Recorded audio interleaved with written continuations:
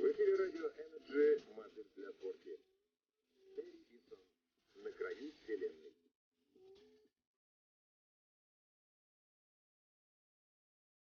Насколько мне удалось заметить, самые значительные различия между севером и югом, они до сих пор настаивают на заглавной литере, наблюдаются на городском пустыре. Или, возможно, мне следует сказать, на городском пустыре. У нас в Бруклине пустыри являются собой мрачные, отталкивающие протяженности из мелкого щебня, поросшие безвестной флорой, зловредные, зловонные, и усыпанные бренными останками домашнего барахла в застарелых пятнах от сорока. Там водятся серые, суетливые, золотушные твари, на которых боязно взглянуть, разве что краешком глаза, поспешая мимо.